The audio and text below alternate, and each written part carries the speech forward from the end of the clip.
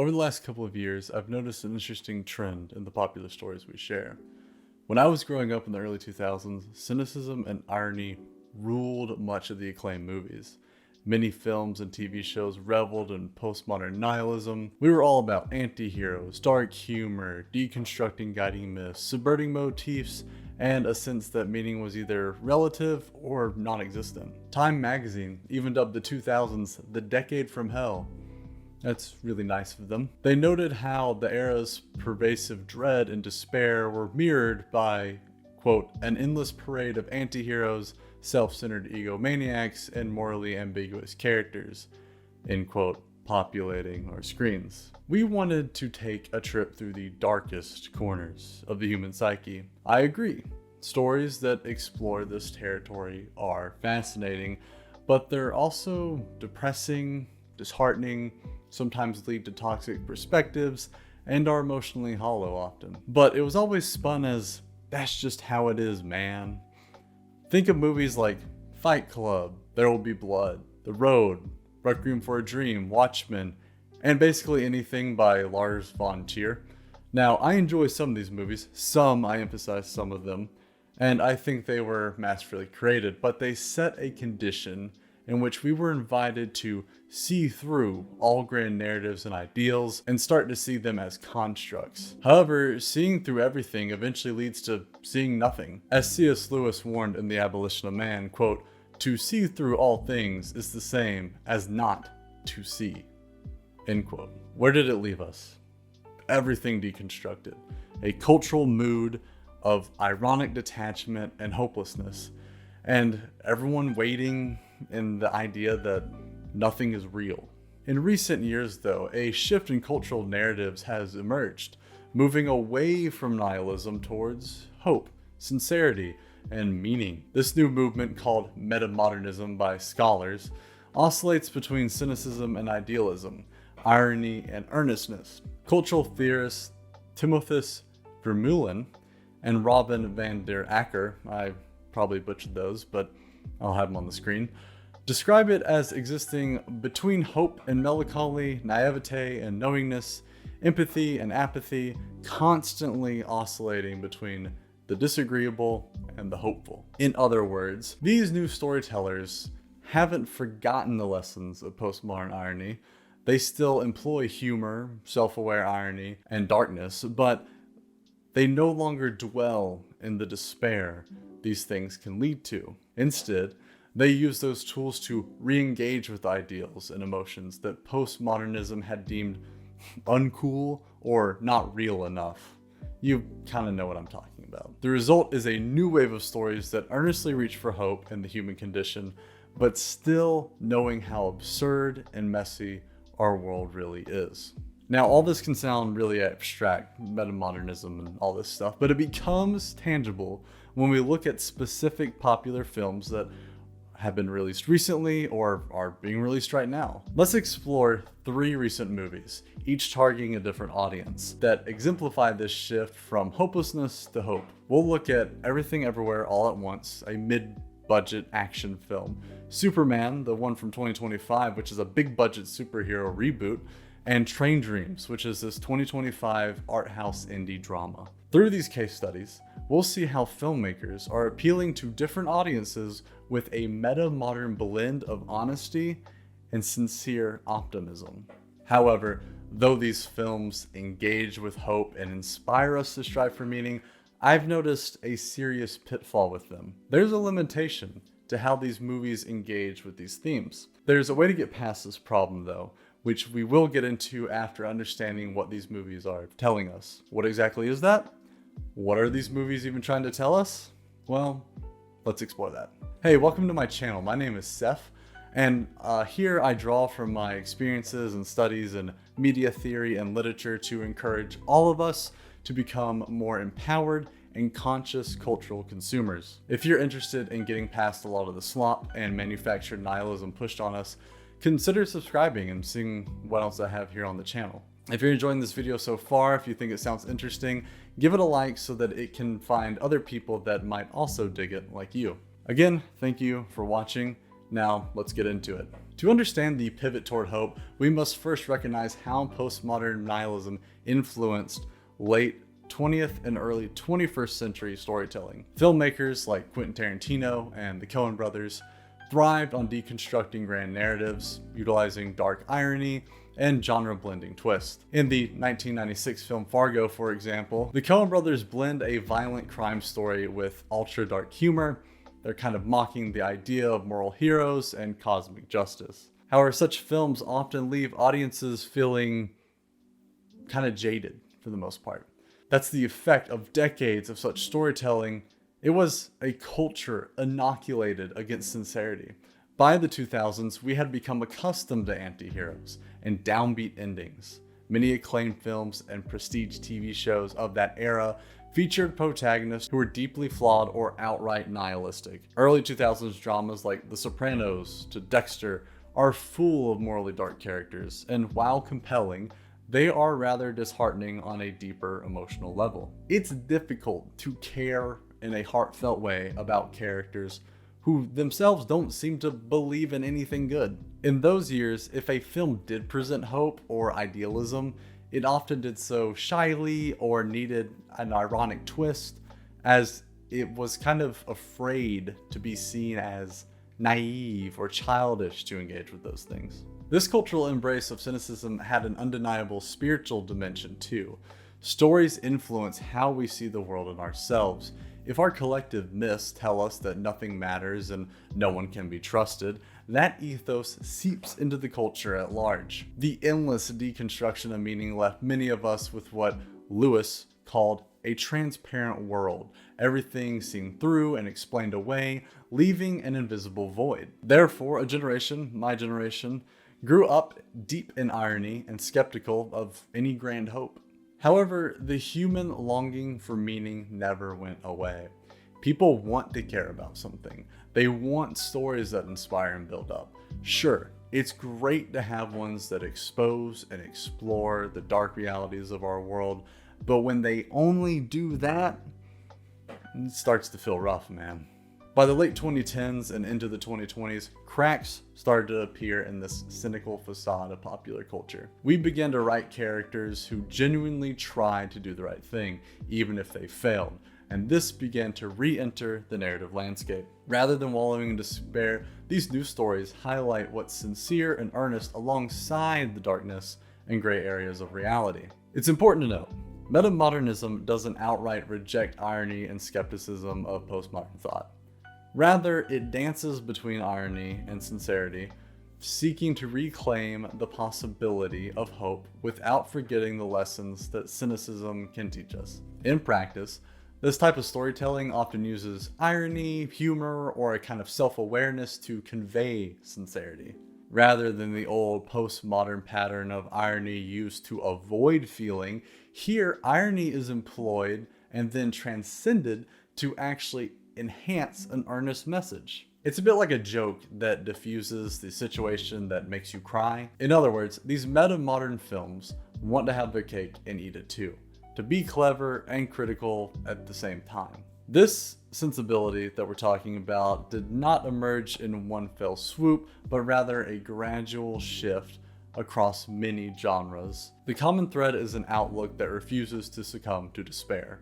These stories acknowledge the chaos, trauma, and the absurdity of life and all of its messiness, but they insist that those are not the final word. There is a yearning for connection and meaning that shines through a lot of these stories. Now let's dive into our 3 film examples. Each film serves as a case study in a different register.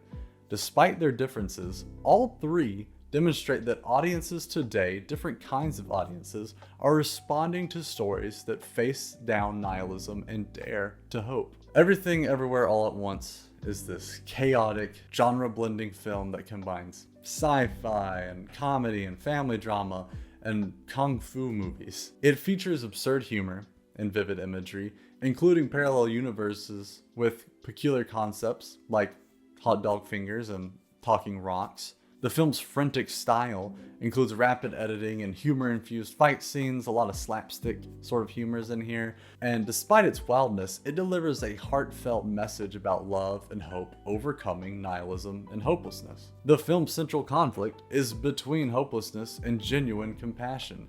The protagonist's daughter, Joy, creates an everything bagel black hole representing nihilistic despair, leading her to believe nothing matters. Her own mother, Evelyn, a middle-aged laundromat owner, grapples with her failures and family tensions.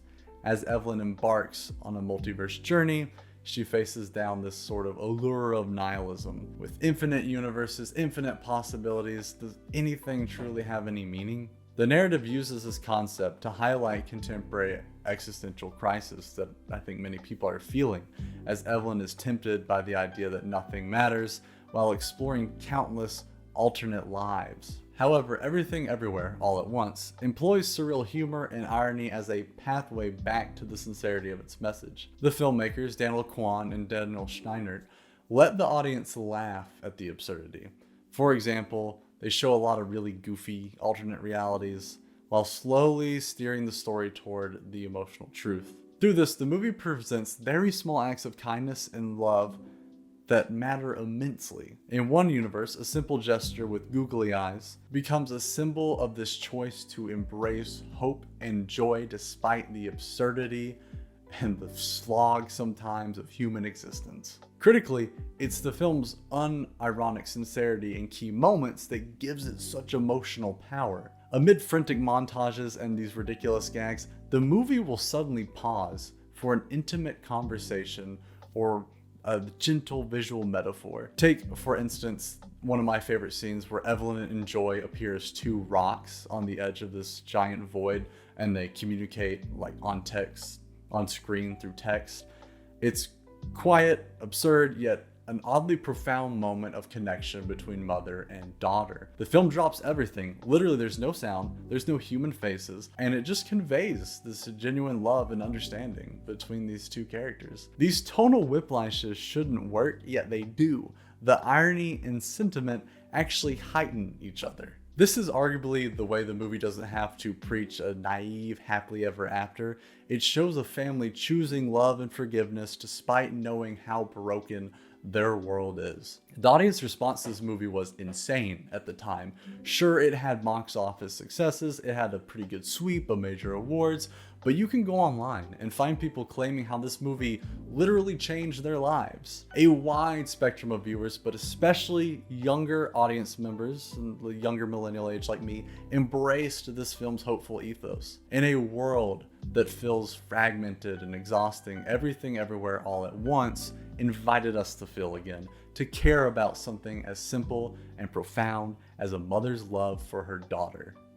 Perhaps nothing signals the cultural shift toward hope and idealism in storytelling more than the return of Superman as the OG beacon of optimism. The 2025 Superman film arrived as a reboot of this really iconic hero. It was directed by James Gunn. This was a notable tonal pivot for the character though. In the previous decade, Superman's on-screen portrayals, for example, mainly in the 2010s Man of Steel and its sequels, had skewed darker, more brooding, in line with that postmodern deconstruction of a hero archetype, very post 9/11 kind of stuff. From the very opening though of Superman 2025, it establishes a brighter color palette. It's very vivid.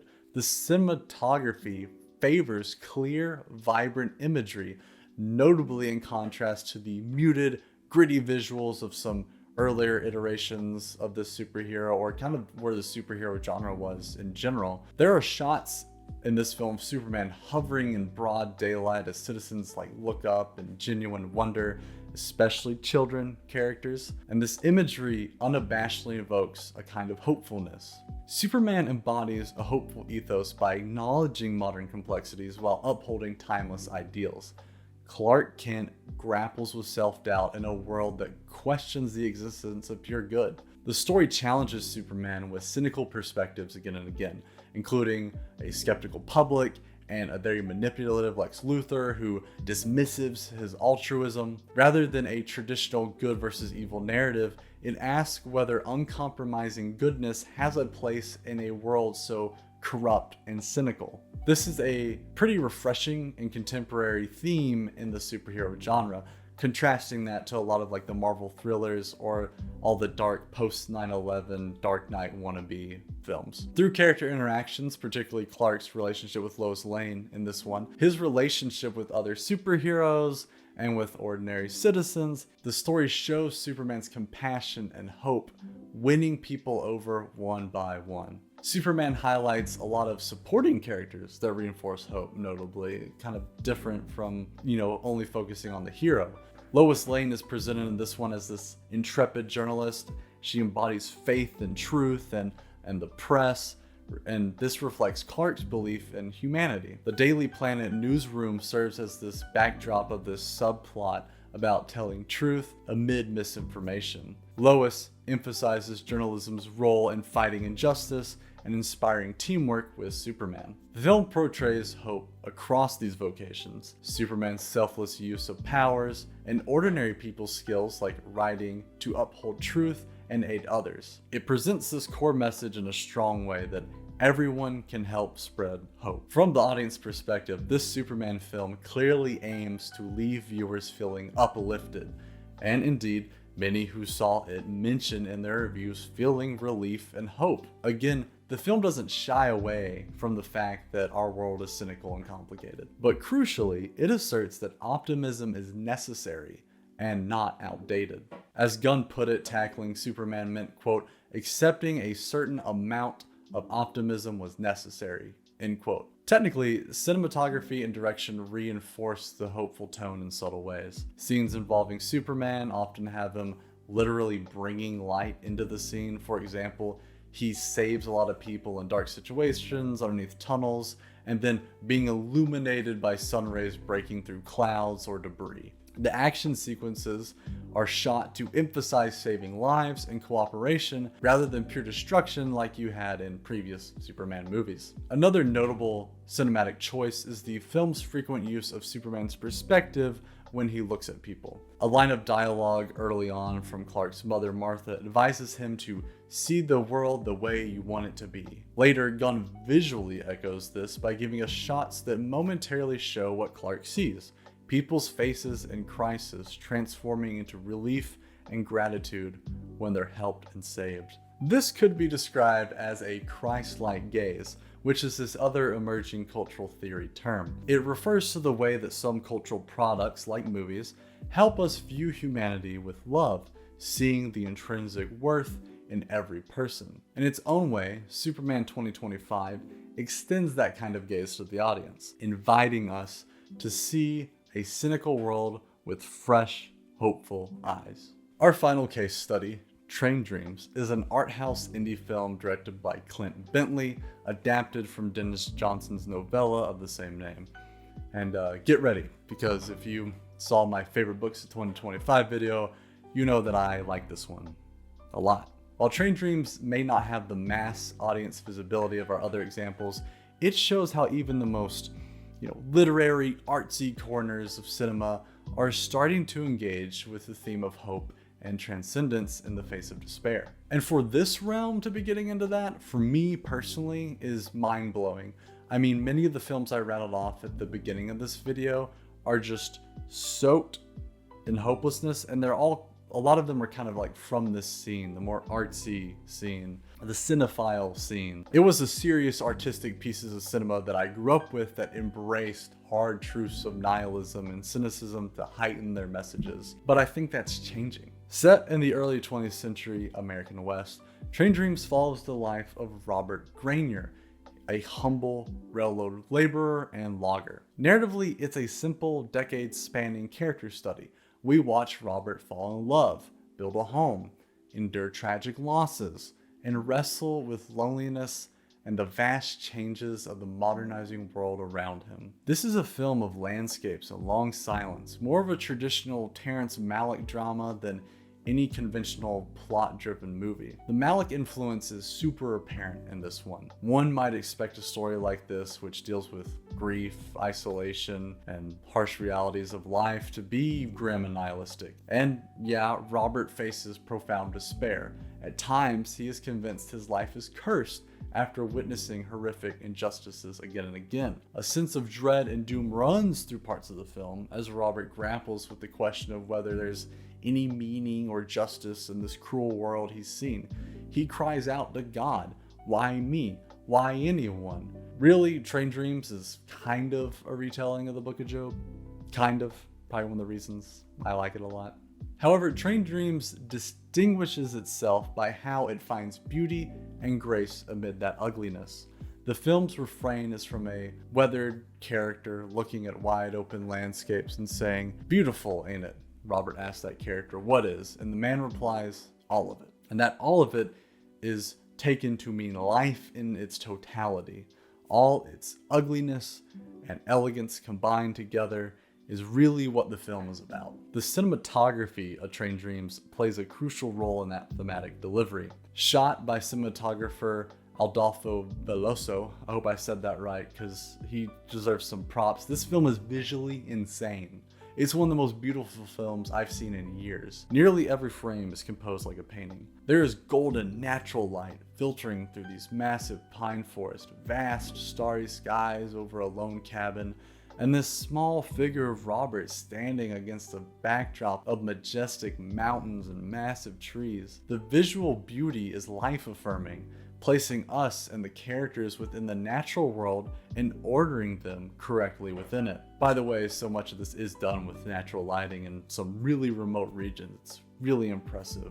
So the production itself had to submit to how the natural world works, much like the characters in the story. Train Dreams takes the most ordinary moments, a man chopping wood, a family sharing a meal, taking a train ride, meeting someone at the store, and lets them unfold with a kind of sacred attention.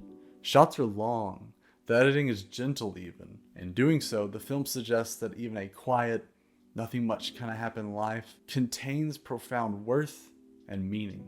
The narrative might be really straightforward, simplistic on the surface, but Train Dreams subtly incorporates fantastical and I would say spiritual overtones that push it into that metamodern territory we've been talking about. As in Dennis Johnson's novella, there are moments where reality blurs.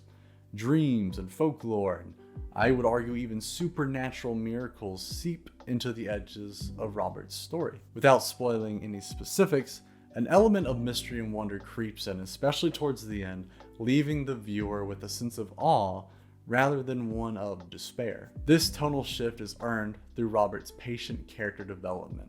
We see him go from a man crushed by loss and haunted by a cursed sense of doom to one who finds a sliver of transcendence and acceptance. The film cultivates a gentle feeling that hope was there all along, in nature's beauty and the love Robert experiences in the meditative moments of life, connection with others around him, and the very small acts of remembering and telling this life story. We might say that Train Dreams engages in a new kind of sincerity, one that is fully aware of suffering and injustice. The film doesn't really flinch from depicting harsh racial and economic realities of its setting, yet it chooses to focus our gaze on small moments of kindness and sublime beauty. Those previous postmodern tellings might highlight only the futility, a lone man whose life amounted to nothing. Train Dreams instead asserts that no life is truly nothing. Every life, no matter how humble or hard, contains experiences of wonder. The film's slow, contemplative pace dares us, how we're so used to our fast, cynical content, to slow down and care. Across these three films, we see a clear pattern. Storytellers are no longer content to wallow in hopelessness. They are pushing through irony and tragedy to reach some form of hope. Different genres, different audiences, but there's this shared cultural yearning to believe again in something meaningful and hopeful. Why does this shift in storytelling matter beyond just movie preferences. It matters because stories shape us. Human beings navigate and understand our world through the stories we tell. Our cultural narratives act like a mirror and a map. They reflect our fears and hopes, and they chart out possible paths forward, or possible dead ends. When our fiction, when our movies were dominated by cynicism and nihilistic endings, it suddenly reinforced a worldview for many that cynicism is the correct stance, that hope is for suckers. Conversely, this new wave of hopeful storytelling is significant because it can collectively inspire a change in outlook. Consider how Everything Everywhere All at Once gave language to younger audiences' struggles with nihilism and mental health, while also modeling a way to fight back against despair through love and absurd joy. Or how Superman might influence a child who watches it to see kindness and heroism as something cool and worthwhile, rather than thinking it's fashionable to be more aloof and cynical. Even more subtle, nuanced films like Train Dreams can affect viewers by instilling a reverence for life and empathy for others' hidden struggles. Stories are not just entertainment.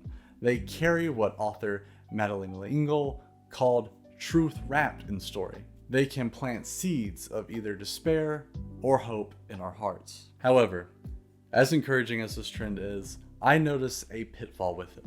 There's a bit of a gap. There's a big question that our stories within this trend have to answer. Where does hope even come from? Is it enough for stories to simply talk about hope?